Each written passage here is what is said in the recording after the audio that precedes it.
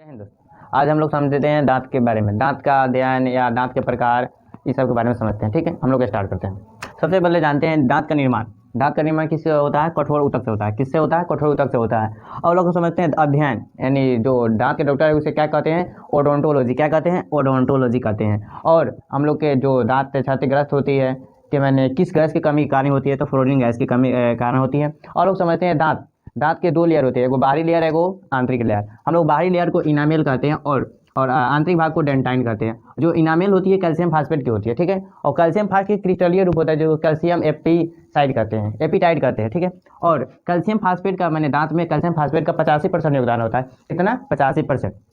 और 10% योगदान calcium carbonate की होती है। 10% योगदान कैल्शियम कार्बोनेट की होती है और शेष भाग कैल्शियम क्लोराइड की होती है। ठीक है, अब हम लोग सुनते हैं डाइफियोडोंट या मोनोफियोडोंट क्या होता है। डाइफियोडोंट यानी डाइफियोडोंट मैंने दो बार निकलता है, जिसे हम लोग दूध का दांत कहते हैं, जिसकी संख्या 20 होती है। जिसकी संख्या 20 होती है, मैंने अगर दो बार निकलता है उसकी संख्या 20 होती है। ठीक है, और मोनोफियोडोंट क्या होता है? मोनोफियोडोंट जो परमानेंट होते हैं, जो एक बार ही निकलता है, वो टूटा उटा नहीं है, एक ही बार ही निकलता है, उसको परमानेंट यानी भी कहते हैं, और जो जिसे हम लोग अक्ल का दांत कहते हैं। और जीवन काल में दांतों की संख्या 52 होती है, यानी 32 तो हम लोग समझते हैं कि 32 निकलता है, लेकिन 20 टूटता है और फिर निकलता है। ये कितनी उम्र की आयु में निकलती है?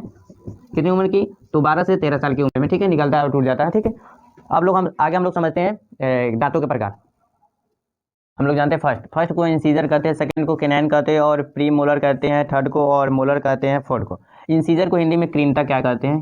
हिंदी में क्या कहते हैं? कृंतक। और इसे नोज टीथ भी कहते हैं, यानी नाक के सामने होता है, इसलिए नोज टीथ भी कहते हैं। ठीक है, जिसकी संख्या ऊपर भी 4 होती है, नीचे भी 4, जिसकी संख्या 8 हो जाती है, टोटल 8 हो जाती है। और यह भोजन को काटने का काम आता है। कोई भी हम लोग चीज़ खाते हैं तो पहले इंसीजर से कटता है, उसके बाद ही हम लोग अगले काम यानी अगले काम एथी में जाता है, प्रोसेसिंग में। तो अगले स्टेप को क्या कहते हैं? केनाइन। क्या कहते हैं? केनाइन, जिसको रदनक कहते हैं। क्या कहते हैं? रदनक। इसको आई तीत कहते हैं, यानी आँख के सामने होता है। केनाइन क्या होता है? आँख के सामने होता है। ठीक है, आप लोग समझते होंगे, आँख के सामने होगा केनाइन। ठीक है, और यह भोजन को चीरने या फाड़ने का काम करता है। यह भोजन को चीरने या फाड़ने के काम कार्य करता है। मांसाहारी जानवरों में केनाइन नुकीला होता है, जैसे बाघ में, शेर में। इस समय क्या होता है? मांसाहारी जानवरों में नुकीला होता है। और इसकी संख्या ऊपर 2 और नीचे 2, 4 होती है। ठीक है, प्रीमोलर को हम लोग हिंदी में अग्रचौर्णक कहते हैं, जिसको हम लोग चेक टीथ भी कहते हैं, यानी गाल के सामने इधर 2, ऊपर 2 और ऊपर नीचे 2, यानी दो ऊपर 2, मैंने 2 इस साइड 2 और इस साइड 2, और ऊपर भी 2 और इस साइड, यानी 4 होती है। ऊपर में 4 और नीचे में 4, इसकी संख्या 8 होती है। ठीक है,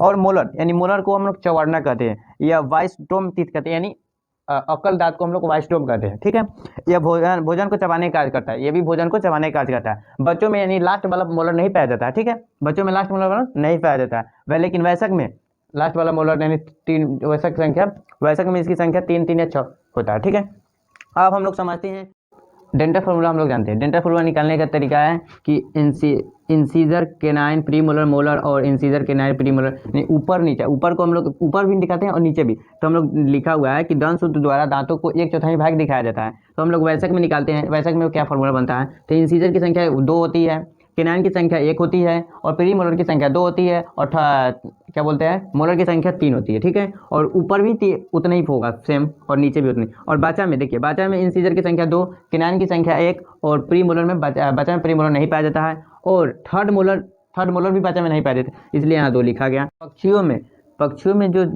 चोंच निकला वही दांत का काम करता है। ठीक है, और हाथी का बाहर का निकला दांत जो सेकेंड इंसीजर होता है। ठीक है, जो सेकेंड इंसीजर जो अंदर होता है ना, वह फर्स्ट इंसीजर होता है। जो भी उसे काटने वाला काम होगा वह अंदर वाला काम करता है, यह बाहर दिखाने वाला काम करता है। ठीक है, स्तनधारी में और सर्वाधिक दांत, स्तनधारी में सर्वाधिक दांत किसके कहता है? सुअर, घोड़ा, जिसकी संख्या कितनी होती है? 44। कितनी? 44 दांतों की संख्या कितनी होती है? 44। और मच्छर में 47 होती है, मच्छर में 47 होती है। और गाय भेड़ में यह 32 होती है। ठीक है, जानवरों में ऊपरी जबड़ों में दांत नहीं होते हैं। ठीक है, आई होप आप लोग समझे होंगे। मिलते हैं नेक्स्ट वीडियो में। जय हिंद।